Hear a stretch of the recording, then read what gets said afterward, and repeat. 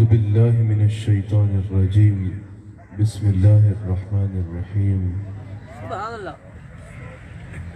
أن أغناهم الله ورسوله من فضله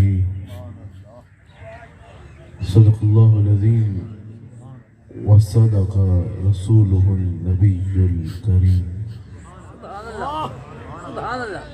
سچا ہمارا مالک اور سچا ہمارا خالق کہ سوا اس واحد و یکتا کے کوئی عبادت کی لائق نہیں، اور سچا اس کے پیارے حبیب آپ کے اور میرے آقا و مولا رحمت للعالمین خاتم النبیین حضرت سیدنا و مولانا محمد رسول اللہ صلی اللہ علیہ وآلہ وسلم کہ جن کے ذکر کی اس خوبصورت محفل میں میں اور آپ حاضر ہیں۔ الحمدللہ حضور علیہ السلام کے ذکر کی خوبصورت محفل ہے۔ یقیناً خوبصورت انداز میں کافی دیر سے حضور کی بارگاہ میں ہدایہ عقیدت پیش کیے جا رہے ہیں۔ اللہ تعالیٰ ہم سب کا یہاں جمع ہونا، ذکر مصطفیٰ علیہ السلام کرنا اپنی بارگاہ میں قبول فرمائے۔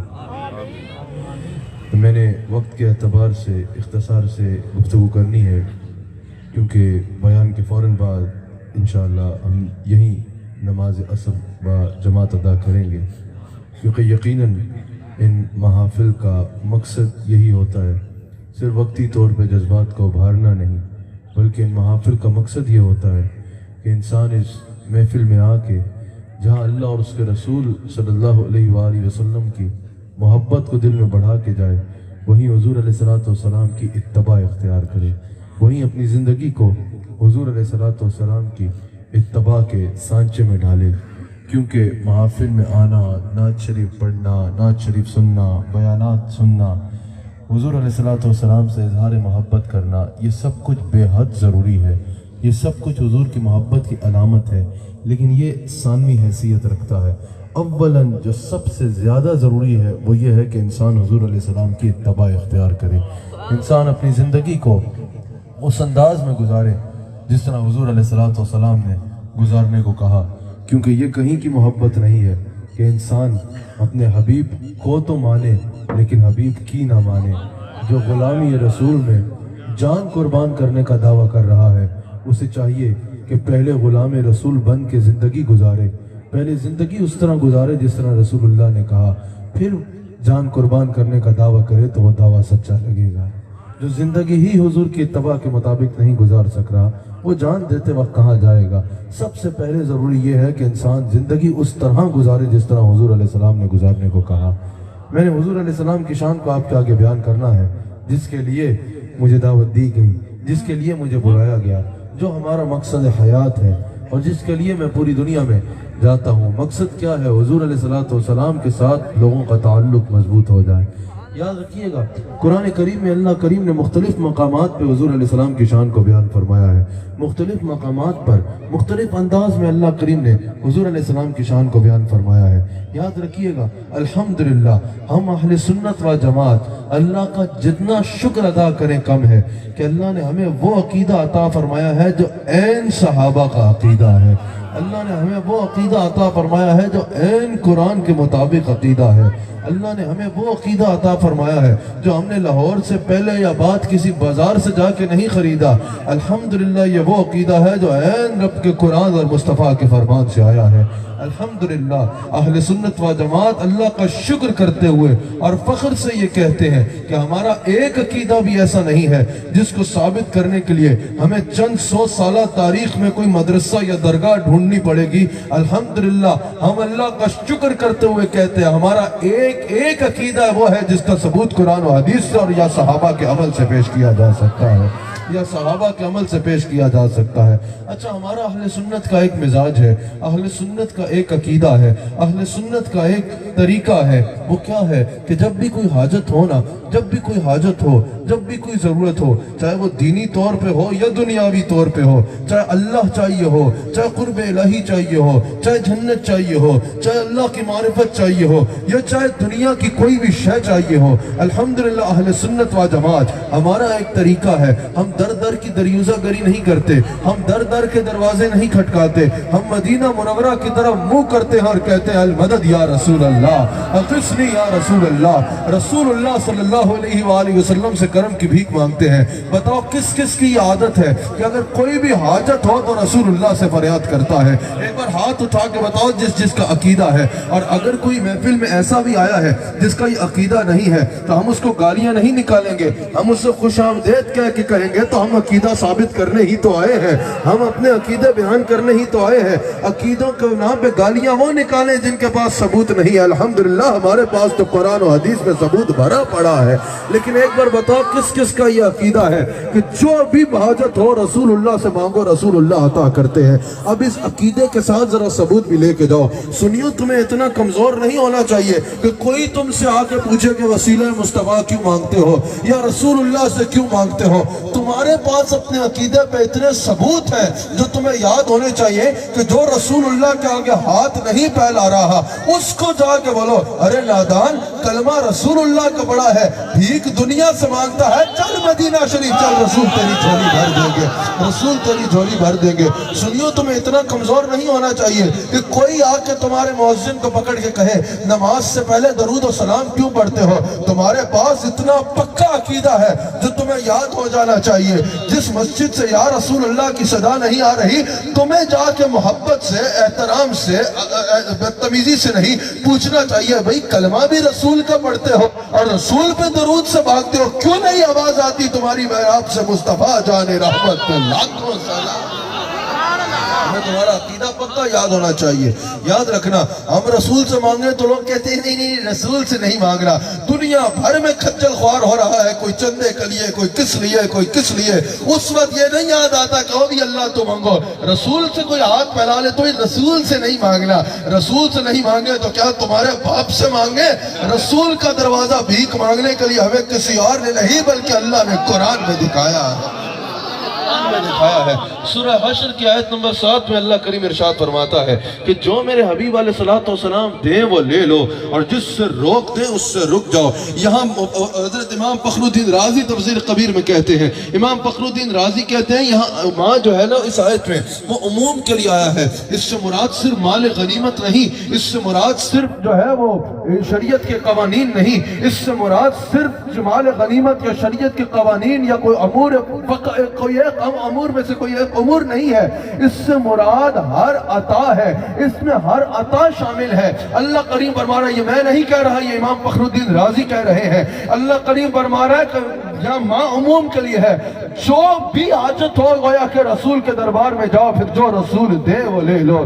اس میں عموم کے لیے ہے کہ جو رسول دے وہ لے لو۔ تو اس سے پتہ چلا اللہ فرما رہا ہے کہ اگر کبھی کوئی حاجت ہو نا، اگر کوئی پریشانی ہو تو ہم نے ہر خزانے رسول کو دے رکھے ہیں، سب کچھ رسول دیں گے۔ جب کچھ چاہیے ہو رسول کی بارگاہ میں جانا، جو رسول دے اس سے اپنی جھولی کو بھر لینا، جو رسول دے اس سے اپنی جھولی کو بھر لینا۔ اچھا ذرا اللہ کے کلام کی شان تو دیکھو، سورہ حشر کی آیت نمبر 7 میں ہمیں بتایا کہ اگر کچھ بھی چاہیے ہو نا تو در در پہ بھیک نہ مانگنا، مصطفیٰ کے دروازے پہ پہنچ جانا۔ اعلیٰ حضرت نے کہا ہے نا وہی رب ہے جس نے آپ کو ہم تن کرم بنایا، ہمیں بھیک مانگنے کو آپ کا آستاں بتایا، تجھ حمد ہے خدایا، تجھ حمد ہے خدایا۔ ہمیں کہا کہ کچھ بھی چاہیے ہو تو رسول کے دروازے پہ جاؤ، اور سورہ والضحیٰ میں حضور سے فرمایا وَأَمَّا السَّائِلَ فَلَا تَنْهَرْ۔ ذرا شان تو دیکھو، ہمیں کہہ رہا ہے جب بھی کوئی حاجت ہو تو کہاں جانا؟ رسول کے دربار میں جانا۔ اس میں اور بھی آیت ہے جاؤک فاستغفر اللہ واستغفر لهم الرسول، ہمیں راستے بتا رہا ہے۔ جب بھی کچھ چاہیے ہو تو رسول کے دربار میں چلے جاؤ، اور رسول سے پھر فرما رہا ہے وَأَمَّا السَّائِلَ فَلَا تَنْهَرْ۔ گویا کہ ابھی بھی جو تمہارے دربار میں سوالی آ رہے ہیں نا، یہ خود نہیں آ رہے، انہیں میں بھیج رہا ہوں، میں نے بھیجا ہے۔ سوالیوں کو تمہارا پتہ میں نے بتایا دکھایا ہے، اپنے بندوں کو تمہارا دروازہ میں نے دکھایا ہے، یہ غم کے ماروں کو تمہارا دروازہ میں نے بتایا ہے، یہ بے سہاروں کو تمہارا دروازہ میں نے دکھایا ہے، یہ جن کا کوئی نہیں ان کو تمہارا دروازہ میں نے دکھایا ہے، یہ اللہ کے جو طالب ہیں ان کو دروازہ تمہارا میں نے دکھایا ہے، جو اللہ کا قرب چاہتے ہیں ان کو دروازہ تمہارا میں نے دکھایا ہے۔ حبیب اب صبح بھی تمہارے دربار میں لوگ آئیں گے، دوپہر کو بھی تمہارے دربار میں لوگ آئیں گے، رات بھر بھی تمہارے دروازے پہ قطاریں لگی رہے گی۔ وَأَمَّا السَّائِلَ فَلَا تَنْهَرْ، حبیب آپ کسی سائل کو اپنے دروازے سے خالی نہ موڑیے گا۔ اللہ فرما رہا ہے وَأَمَّا السَّائِلَ فَلَا تَنْهَرْ، میرے حبیب آپ کبھی کسی کو اپنے دروازے سے خالی نہ موڑنا۔ اللہ اکبر، اللہ نے فرمایا نا کسی کو خالی نہ موڑنا۔ پھر بخاری کی حدیث سنو، حضرت جابر حدیث کے راوی ہیں، حدیث بخاری ہے، حضرت جابر کہتے ہیں میں نے بڑا عرصہ حضور کی بارگاہ میں گزارا، لیکن جتنا عرصہ میں نے حضور کی بارگاہ میں گزارا نا، میری نظر حضور علیہ السلام پر رہتی، میں دیکھتا کہ حضور بات کیسے کرتے ہیں، میں دیکھتا حضور مسکراتے کیسے ہیں، میں دیکھتا حضور اٹھتے کیسے ہیں، میں دیکھتا حضور بیٹھتے کیسے ہیں۔ کیا مقدر تھا ان صحابہ کا، ان صحابہ کی خوش اتوار نگاہوں کو سلام، جن کا مسلک تھا طواف رخ زیبا کرنا۔ کہا کہ ہمارا تو حضرت جابر کہتے ہیں میری نظروں کا مرکز حضور علیہ السلام کی ذات رہتی۔ جابر کہتے ہیں میں نے کوئی چیز ایسی نہیں دیکھی جو حضور کے پاس نہیں ہے، اللہ نے ہر شے حضور کا عطا فرمائی ہے، جس نے جو کہا حضور نے کر کے دکھایا۔ کسی نے کہا چاند توڑ دو، رسول نے ایک اشارہ کیا چاند ٹوٹ گیا۔ حضرت علی کی نماز کا وقت نکلتا ہے، حضور نے ایک اشارہ کیا سورج الٹے قدم پھر آیا، ان کی مرضی پا گیا، سورج پھرا الٹے قدم، ان کی انگلی اٹھ گئی، بہکا کلیجہ چر گیا۔ کہا کوئی اندھا بچہ لے کے آیا بندہ حضور کی بارگاہ میں، حضور نے اپنا لعاب نکال کے اس کی آنکھوں میں لگایا، وہ دیکھنا شروع ہو گیا۔ کوئی گونگا بچہ عورت لے کے آئی، حضور نے اس سے سوال کیا، گونگا جواب دینا شروع ہو گیا۔ ایک عورت اپنا مردے بچے پہ چادر ڈال کے لے آئی، حضور نے مردے کا آواز لگائی، مردہ لبیک یا رسول اللہ کہتے زندہ ہو گیا۔ حضور نے ایک شخص کی ہر بات حدیث ہے، یہ کوئی جملے نہیں ہے، حضور ایک شخص کی بچی کی قبر پہ اس کے ساتھ جاتے ہیں، حضور اس کو آواز لگاتے ہیں، قبر پھٹتی ہے، وہ باہر آ کے کہتی ہے لبیک یا رسول اللہ۔ حضور اگر خوش ٹہنی کو ہاتھ لگاتے تو وہ چراغ بن جاتی، حضور ہاتھ اٹھاتے تو پانی کے چشمے ہاتھوں سے نکل آتے۔ حضور بخاری کی حدیث کے مطابق 4 بندوں کے کھانے میں تھوک دیتے تو 1000 سے زیادہ صحابہ وہ کھانا کھاتے۔ حضرت جابر نے کہا جس نے جو کہا حضور نے اس کو کر کے دکھا دیا، اور جس نے جو مانگا حضور نے وہی بیٹھے بیٹھے اس کو عطا فرما دیا۔ حضرت جابر کہتے ہیں کوئی چیز ایسی نہیں ہے جو حضور کے پاس نہیں ہے، لیکن ہاں ایک چیز ہے جو حضور کے پاس نہیں ہے، یہ بخاری میں موجود ہے۔ لوگوں نے کہا جابر یہ کون سی چیز ہے جو حضور کے پاس نہیں ہے، ایسی بھی کوئی شے ہے بھلا جو حضور کے پاس نہ ہو؟ حضرت جابر نے کہا ہاں ایک لفظ نہیں ہے جو میں نے حضور کو کہتے نہیں دیکھا، باقی جس نے جو مانگا حضور نے عطا فرمایا، جس نے جو کہا حضور نے کر کے دکھایا۔ زمانے نے سخی ایسا نہیں دیکھا، لبوں پہ جس کے سائل نے نہیں آتا نہیں دیکھا۔ جابر نے کہا باقی ہر شے حضور کے قدموں میں موجود ہے، ہر شے حضور کے دربار میں موجود ہے۔ اللہ اکبر۔ حضور علیہ السلام کی حدیث ہے، میں بتا رہا ہوں کہ حضور کو اللہ نے مختار کل بنایا ہے اور دینے والا بنایا ہے۔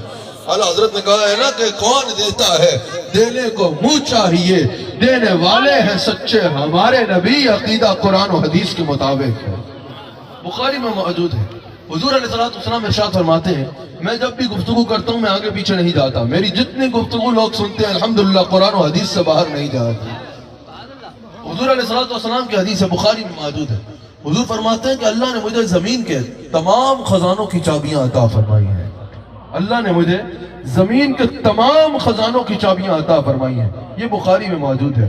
امام عبدالرؤوف مناوی کہتے ہیں کہ جب رسول اللہ نے یہ ارشاد فرما دیا نا، بخاری کا شارح امام عبدالرؤوف مناوی کہہ رہا ہے، یہ آج کا کوئی ملا کی بات نہیں ہے، یہ امام عبدالرؤوف مناوی کا ارشاد ہے۔ اس حدیث کی تشریح کرتے ہوئے امام عبدالرؤوف مناوی کہتے ہیں کہ جب رسول اللہ نے یہ فرما دیا نا کہ اللہ نے ہر خزانے کی چابی مجھے دی ہے، حضرت عبدالرؤوف مناوی کہتے ہیں کہ اس حدیث سے پتا چلا اب قیامت تک اللہ کے خزانوں سے زمین پہ کچھ نہیں آئے گا، اب قیامت تک اللہ کے خزانوں سے زمین پہ تب تک کچھ کچھ نہیں آئے گا جب تک خزانے میں دست مصطفیٰ نہیں جائے گا، جب تک خزانے میں دست مصطفیٰ نہیں جائے گا۔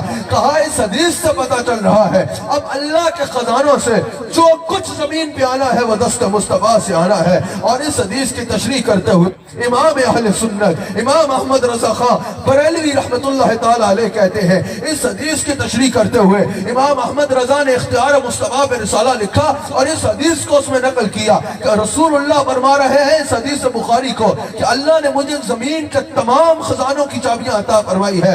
امام احمد رضا کہتے ہیں ان چابیوں میں جنت کی چابی بھی ہے، ان چابیوں میں کوثر کی چابی بھی ہے، اور اگر دنیا کی بات کرو تو ان چابیوں میں نعمت کی چابی بھی ہے، ان چابیوں میں رحمت کی چابی بھی ہے، ان چابیوں میں رزق کی چابی بھی ہے، ان چابیوں میں اولاد کی چابی بھی ہے، ان چابیوں میں دنیا کے ہر نعمت کی چابی ہے۔ اعلیٰ حضرت نے کہا یہ حدیث ہمارا عقیدہ بتا رہی ہے، ہم مشرک نہیں ہیں، ہم شرک نہیں کرتے، ہمارا یہ عقیدہ ہے کہ ذاتی خزانے اللہ کے ہیں، ذاتی خزانوں کا مالک وہ ہے، خزانوں کا خالق وہ ہے، اصل خزانے اللہ کے ہیں، لیکن اللہ نے ہی رسول کو چابیاں دے دی ہے، اللہ نے ہی رسول کو ہر خزانے کی چابی دے دی ہے۔ اعلیٰ حضرت کہہ رہے ہیں یہ ہمارا عقیدہ ہے، خزانے اللہ کے ہیں لیکن چابی مصطفیٰ کے پاس ہے۔ اعلیٰ حضرت کہتے ہیں کہ پھر جس کے پاس کنجی ہونا کفل یعنی تالا اسی کے اختیار میں ہوتا ہے۔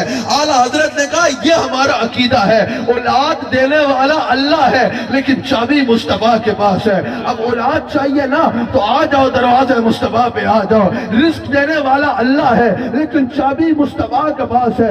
اب رزق چاہیے نا خزانے اللہ کے ہی ہوں گے لیکن دیں گے مصطفیٰ علیہ السلام، مصطفیٰ علیہ السلام کے پاس آ جاؤ۔ اگر رحمت چاہیے نا تم رحمت دروازہ مصطفیٰ پہ آ جاؤ، اگر کوثر چاہیے نا تو دروازہ مصطفیٰ پہ آ جاؤ، اگر دولت چاہیے نا تو دروازہ مصطفیٰ پہ آ جاؤ، اگر جنت چاہیے نا تو دروازہ مصطفیٰ پہ آ جاؤ۔ کہا یہ تو سب بات کی باتیں ہیں، اگر اللہ بھی چاہیے تو دروازہ مصطفیٰ پہ آ جاؤ، اگر اللہ بھی چاہیے۔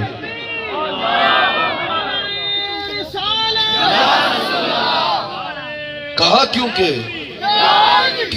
ان کے ہاتھ میں ہر کلجی ہے، ان کے ہاتھ میں ہر کلجی ہے، ان کے ہاتھ میں ہر کلجی ہے، مالک کل کہلاتے یہ ہے، مالک کل کہلاتے رب ہے موتی اور یہ ہے قاسم، رب ہے